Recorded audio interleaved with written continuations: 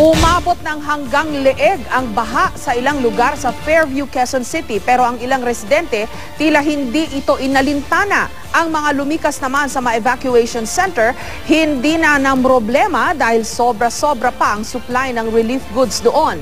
Live mula sa East Fairview sa Quezon City, may report si Tina Panganiban Perez. Tina? Jessica, alam ng marami sa atin ang mga panganib na ating hinaharap sa tuwing susuong tayo sa baha, pero meron pa rin tayong mga kababayan na masayang naglalaro at nagtatampisaw rito. Imbes na lumikas, masaya pang lumalangoy ang ilang nakatira sa East Fairview, Quezon City. Ang ilan naman, kontento ng manood mula sa second floor ng kanilang bahay. Pansamantala nang tumigil ang ulan dito sa Upper Nawasa sa East Fairview, Quezon City, pero hindi pa rin bumababa ang baha rito.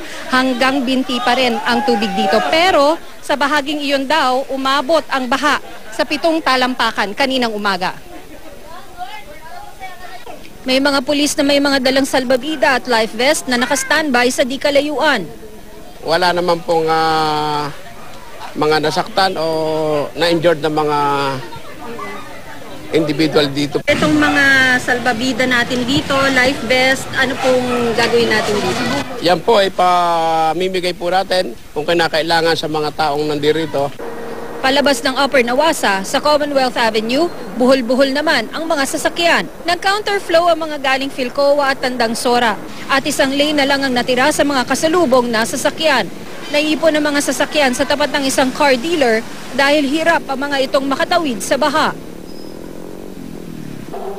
Sa Barangay Bagong Silangan naman, halos 200 pamilya o halos 500 individual ang lumikas sa Barangay Covered Court. Hanggang leeg na raw ang tubig sa bahay ng ilan sa kanila. Ang inang ito, 7 maliliit na anak ang kasama. Natakot na rin po kami, kagaya ng nakaraan na nag-aantay kami na nandyan na yung tubig sa sahig namin bago kami lumikas. Ngayon po pagkaapaw na doon sa creek, umaalis na po kami para po panigurado. May naiwan po sa bahay niyo?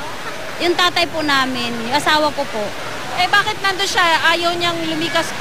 Hindi, kasi ano po maraming nagnanakaw ng mga gamit Ang inang ito naman noong linggo pa nananatili rito kasama ang 2 buwang sanggol. Sinisipon na raw ang kanyang baby dahil naaanggihan ng ulan. Nung nag-evacuate po kayo, gano'n nakalalim yung baha sa inyo?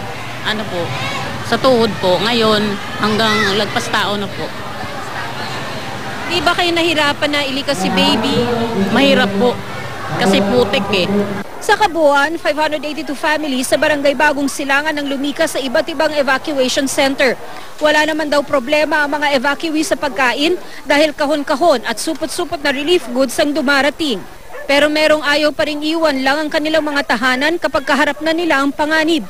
Sumama kami sa ilang rescuer na tinawagan daw ng ilang gustong magpalikas. Matigas kasi yung ulo nila kasi ilang beses kami pabalik-balik doon. Pero sinabi namin na pag may warning na tumaas, saka na sila yung iba, may mga batang maliliit, pwede nang dalhin dito sa barangay. Dito sa sitio Kumunoy, hindi Kumunoy, kundi creek ang problema ng ilang nakatira sa tabi mismo ng tubig. Mahigit 1 talampakan na ng lupa ang kinain ng tubig. Ang mga nakatira sa 2 bahay na ito, lumikas na. Sa Bona naman, hanggang tuhod ang baha sa bukana. Pero umaabot daw ng 1.5 tao ang lalim ng baha sa bandang looban.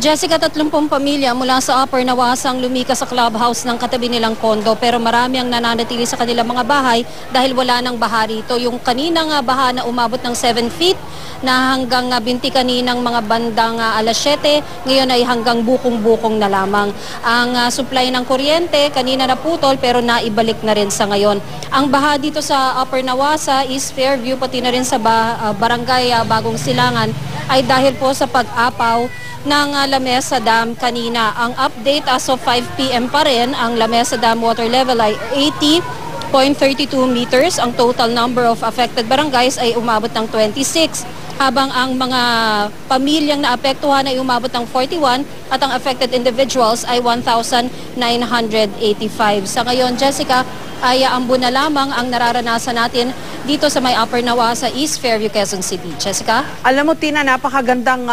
pag-isipan at pag-aralan itong psyche nating mga Pilipino pagdating sa baha. Ano? Nakita ko yung video mo. Tama. Ang dumi ng tubig sa mga bahayan yon, lumulublob yung mga bata ni hindi nagtatakip ng bunganga.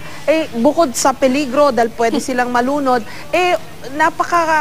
kitang-kita na ang dumi-dumi ng tubig at panay-panay naman ang report natin sa media na delikado ito sa kalusugan dahil pwede silang magka-leptospirosis, cholera, etc. dahil ang dumi-dumi ng baha. Alam mo, pagdating natin dito kanina, Jessica, sa Commonwealth Avenue pa lamang, kung saan nagkaroon ng baha, talagang nagtatakbuhan yung mga bata. Hindi lang baha yung danger doon, kundi pati na rin yung mga sasakyang dumaraan, baka sila mahagip. Meron din mga open manhole na pwedeng mahulog doon yung mga bata. So, ewan ko, siguro naiinis na sila sa akin dahil sita ako ng sita sa kanila na umuwi na lang sila, wag silang maglaro sa baha. Pagdating naman natin dito sa Upper Nawasa, nakita nga natin na yung napakalalim na baha kanina, na-enjoy pa ng ilang mga nakatira rito. Pero maganda rin naman yung may lessons learned din naman kasi yung ilang mga residente rito, kagaya dun sa Barangay Bagong Silangan na hindi pa binabaha yung bahay nila, yung nanay na may kasamang 7 bata, umalis na agad. At yung isang nanay naman na mababa pa lang yung tubig, hanggang tuhod pa lang, inilikas na niya yung kanyang baby. Okay. Sa kabilang banda, we should also mention na yung spirit talaga nating mga Pilipino rin, nakikita rin natin sa ganitong mga sitwasyon. Bahana, nakatawa pa tayo, nakangiti. Parang tanggap na lang natin itong nangyayari sa atin. No? On the one hand, may kabutihan yon. On the other hand naman, hindi rin tama. Dahil nakakadismayang mapakinggan yung kwento ng mga rescuer. No? Na sinasabi nila, pupunta sila doon, gusto nila makatulong, kahit delikado na. Tapos tumatanggi yung mga kababayan natin na sila'y ilikas. Tapos pagka oras de peligro na, ayan na tayo. Dagsana ang mga tumatawag para i-rescue sila kung kailan medyo mahirap na.